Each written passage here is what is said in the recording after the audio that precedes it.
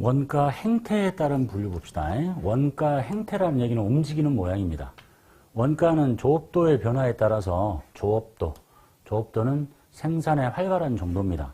기계 작업 시간이 많으면 조업도가 높다고 할 수도 있고, 노동 시간이 많으면 조업도가 높다고 할 수도 있고, 그 지표는 이제 서로 다르니까, 조업도의 변화에 따라서 어떤 반응을 보이냐에 따라서 조업도가 변화하는데 움직이지 않더라 그러면 고정비, 움직이더라 그러면 변동비로 분류합니다.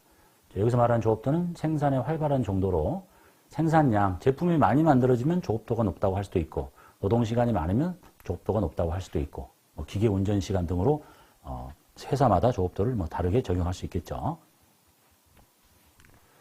자, 그중에 첫 번째 봅시다. 변동비 볼게요. 조업도에 따라서 움직이면 변동비, 안 움직이면 고정비 이렇게 설명드렸으니까. 자, 조업도 수준이 변동함에 따라서 직접적으로 비례해서 변동하는 원가가 변동비입니다. 즉, 조업도가 늘면, 여기 그림 볼게요. 조업도가 여기인데, 이게 이제 조업도가 이렇게 늘어나면 직접적으로 원가가 이렇게 늘어나는 거야. 이 총 원가가. 이걸 보고 변동비라고 합니다. 변동비의 대표적인 사례는 재료비입니다. 직접 재료비, 직접 농업비. 물건 많이 만들면 재료비가 많이 들 거잖아. 적게 만들면 적게 드는 거고. 저는 또 조업도가 시간을 많이 일을 시키면 그만큼 인건비가 올라가는 거잖아. 그래서 직접 재료비하고 직접 농업비가 대표적인 변동비다. 그런데 이제 여기를 보자는 얘기입니다. 여기까지 맞아 볼게요. 고정비는 조업도의 수준에 관계없이 조업도가 이렇게 늘어나는데 원가가 안 움직여. 가만히 이렇게 있어, 이렇게. 전혀 안 움직이고, 이게 이제 고정비의 그래프입니다. 총원가. 관련 범위 내에서 항상 원가 총액이 일정하게 발생하는 거. 관련 범위란 얘기는 고정비가 이렇게 조업도가 한없이 갈 수는 없죠. 아무리 고정비라도 일정한 조업도 내에서는 생산량 1000개, 10,000개, 그리고 나서 갑자기 그 조업도의 그 관련 범위를 벗어나면 원가가 움직일 수도 있어요. 그래서 이제 그거 보고 대표적인 게 공장의 임차료야. 내가 공장을 100평을 얻어가지고 임차료를 100만 원 주고 물건을 생산합니다. 10개를 만들던 100개를 만들던 월세는 움직이지 않아요. 근데 그 공장이 100평밖에 안 되는데 최대한 만들 수 있는 게 10,000개인데 10만 개를 더 만들고 싶어. 그러면 공장을 확장을 해야 되잖아. 그러면 그때는 움직일 수가 있다는 얘기예요. 이해하셨죠? 자, 조업도 수준의 변동에 관계없이 그래서 관련 범위라는 표현을 쓴 거예요. 그 생산할 수 있는 이 조업도의 한계. 그 내에서는 항상 원가 총액이 일정하게 발생한다. 그러므로 제품 단위당 고정비 부담금은 줄어든다. 이 얘기는 조금 이따 하고. 대표적인 게 재산세라든지 공장의 임차료는 임차료 100만 원 내기로 했으면 어느 일정한 범위 내에서는 계속 발생하는 거예요. 100만 원만. 그리고 이제 범위를 넘치면 튀게 돼요. 그럼 바로 다음에 볼 거고. 자, 그 다음에 이제 뭘 보자는 얘기냐면, 변동비의 총액은 이렇게 조업도에 따라서 증가하지만, 그 물건 하나당, 단위당 변동비는 어떤가라는 걸 보자는 얘기입니다. 이게 단위당 변동비거든요. 자, 조업도가 늘면 물건 하나 만드는데 재료비가 100원 들어요. 2개 만들면 200원 들죠. 그러니까 하나 만들면 100원, 2개 만들면 200원, 3개 만들면 300원. 이렇게 움직인다는 얘기 아니에요. 그러면 그 만들어진 물건 하나의 재료비는 얼마냐는 얘기야. 하나 만들 때 100원이었지. 2개 만들 때 200원이니까 각각 하나는 100원씩이잖아. 3개 만들 때 300원이니까 각각 하나는 100원이잖아. 그래서 단위당 변동비 그래프는 이렇게 생겼다는 얘기입니다. 이게 단위당 변동비는 일정하다라는 얘기야. 어려운 얘기 아니죠? 하나 만들 때 100원이고 2개 만들 때 200원 든 거야. 그러니까 각각으로 보면 하나 100원인 거지. 이게 단위당 변동비. 자, 그 다음에 단위당 고정비 볼게요. 고정비는 조업도가 이렇게 늘면 움직이지 않습니다. 월세가 100만 원에서 고정돼서 움직이지 않아요. 자, 그러면 이제 물건을 하나 만들어도 월세는 100만 원을 부담해야 됩니다. 이 물건 하나가. 근데 물건을 2개를 만들면 각각 이 물건 하나가 부담해야 될 월세는 절반으로 확 줄어들죠. 50으로 줄어. 2분의 1로 줄었죠. 그런데 4개를 만들면 4분의 1로 줄어. 8개 만들면 8분의 1로 줄어. 그래서 줄어드는 폭이 처음에는 많이 줄어들다가, 그죠? 각각 하나 만들면 자기 혼자 월세를 100만 원, 제품 하나가 100만 원을 부담해야 되는데 2개가 만들어지면 50으로 확 줄었죠. 그러니까 줄어드는 폭이 굉장히 각도가 심하게 줄어드는 거예요, 이렇게. 그러다가 많이 만들수록 그 줄어드는 폭들이 점점 낮아져요. 그래서 요것들의 접점을 이으면 요런 그래프가 된다는 거야. 요렇게. 초기에 많이 줄어들고 점점 그 부담하는 것들이 이제 별 차이가 없다는 얘기입니다. 이렇게. 이해되셨죠? 이게 단위당 고정비의 그래프예요. 그래서 물건을 많이 만들면 물건 가격이 낮아지는 이유가 보세요. 재료비가 100원 들고 노무비가 100원 들면 물건을 아무리 많이 만들어도 가격을 낮출 수가 없어. 왜냐하면 똑같으니까.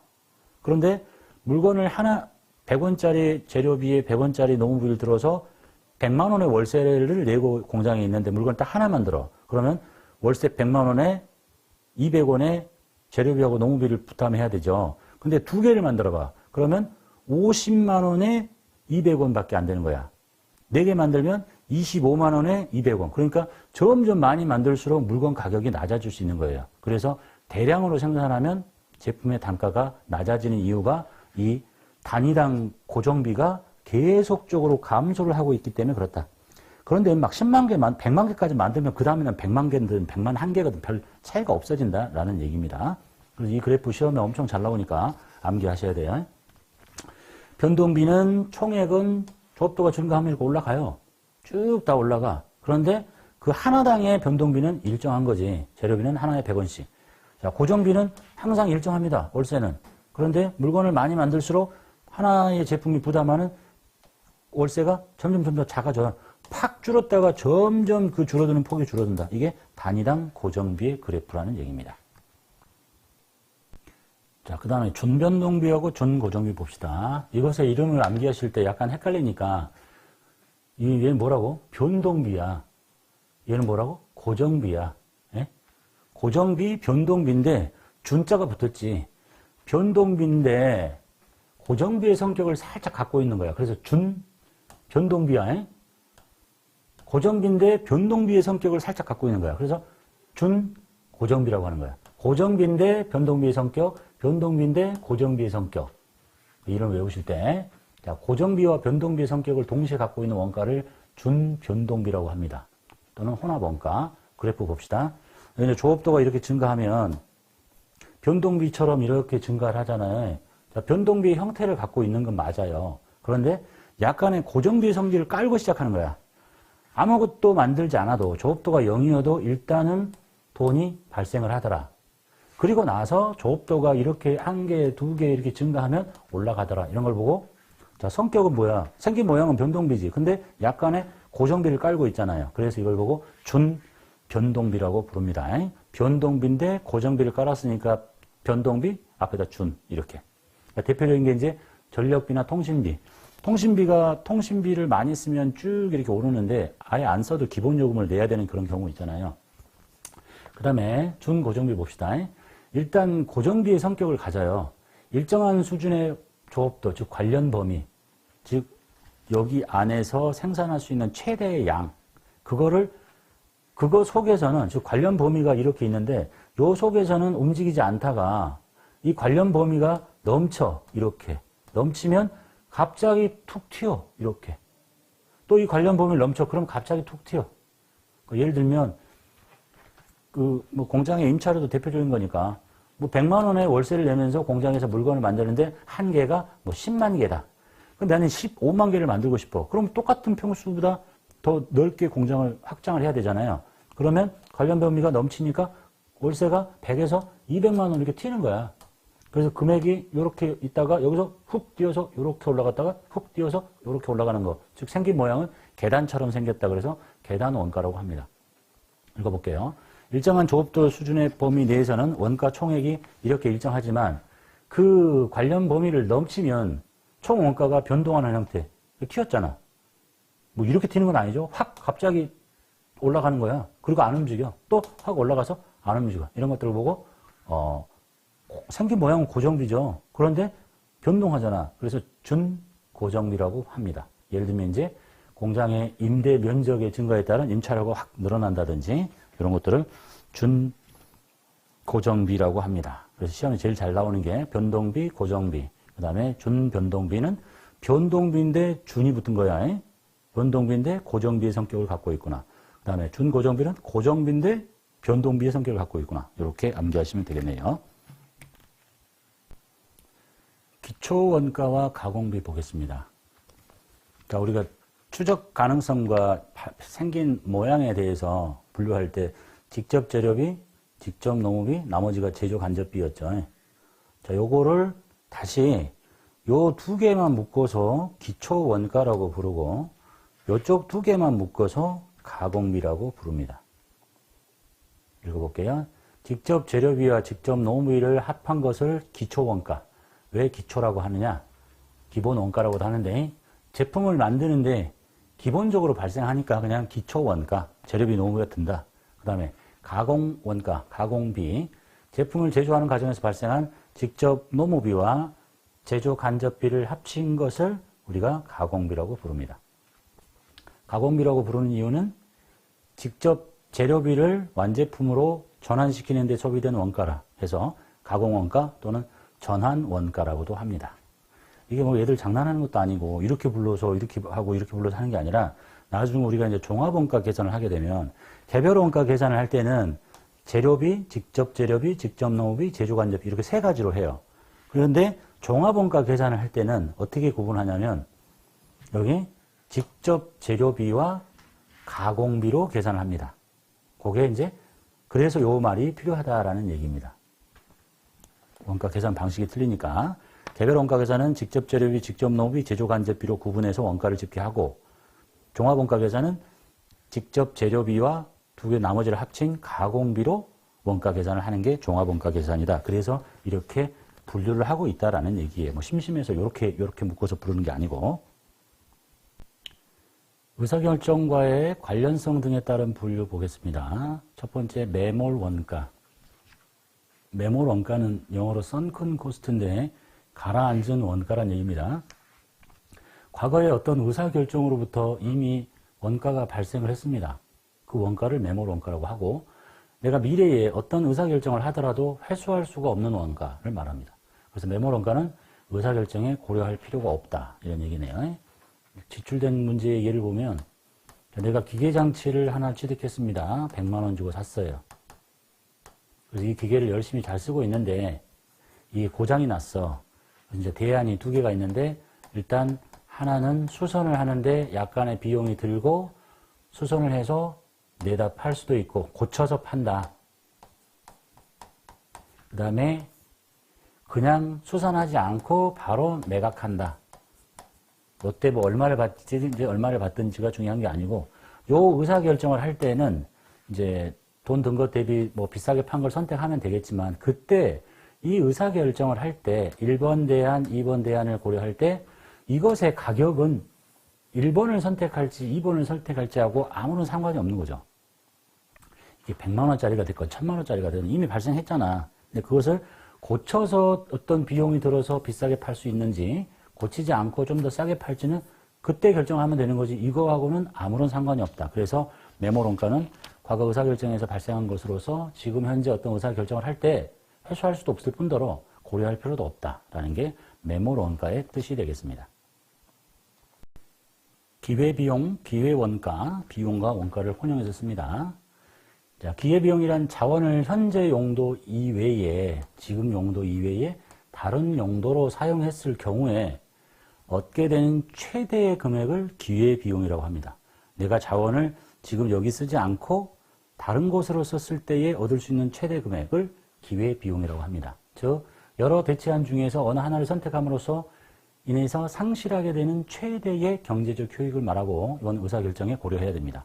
예를 들어서 내가 지금 현재 자원이 10,000원이 있다 칩시다. 돈이 10,000원 있는데 점심 식사를 해야 되겠어. 근데 식사를 하는데 1번 안이 김치찌개를 먹는다. 2번 안이 된장찌개를 먹는다. 가격은 똑같다고 치고 3번이 짜장면을 먹는다. 근데 이제 이때 가격은 똑같은데 이때 나에게 느껴지는 뭐 효용, 기쁨이 김치찌개는 100이다. 된장찌개는 80이다. 짜장면은 60이다. 이렇게 했을 때 여러분은 뭘 선택하겠어요? 당연히 가장 기분이 좋은 요걸 선택하겠지. 요거를 선택했을 거예요. 그래서 이거를 선택하고 나서 나머지 것들 있죠? 이것을 여기다가 만약 선택하지 않고 다른 것을 선택했으면 얻을 수 있는 최대 금액이 뭐야? 김치찌개를 선택하지 않고 다른 걸 선택했을 때의 최대 금액은 이거지고. 네? 그래서 이게 기회비용이라는 얘기예요. 그 중에 제일 큰 거. 이해되셨죠? 여기다 쓰지 않고 남은 것 중에 가장 좋은 거. 근데 만약에 내가 짜장면을 선택했어요. 그러면 이걸 선택하지 않고 나머지 중에 제일 좋은 건 뭐야? 이거지. 기회비용은. 이해되셨죠? 그래서 내가 만약에 짜장면을 선택했다. 그런데 짜장면 말고 더 좋은 게 있잖아요. 기회비용이 더 큰 게 있으니까 내가 선택을 잘못한 거란 얘기예요. 그래서 기회비용은 작은 걸 선택하시는 게 맞는 겁니다. 보세요. 요거를 선택했을 때 기회비용은 100이에요. 크지? 요거를 선택했을 때 기회비용도 가장 좋은 건 100이야. 그죠? 그래서 100이죠? 두 개는 100이지? 이걸 선택했을 때 기회비용은 80이야. 그러니까 기회비용은 가장 작은 걸 선택해야 돼. 의사결정에 고려해야 되고, 기회비용이 크다는 얘기는 내가 지금 선택한 것보다 밖에 있는 게 더 좋은 게 있는데 내가 잘못 고른 거야. 그래서 기회비용은 작은 거를 선택해야 된다라고 기억하시면 되겠습니다. 의사결정에 고려해야 되고, 관련 원가와 비관련 원가 보겠습니다. 관련이 있는, 의사결정과 관련이 있으면 관련 원가, 없으면 뭐 비관련 원가 이렇게 표현할 수 있겠는데요. 자, 경영자의 의사결정과 직접적으로 관련 있는 원가를 관련 원가라고 하고, 고려 중인 대치한 간의 차이가 있는 미래의 원가를 관련 원가라고 합니다. 대부분 이제 변동비들.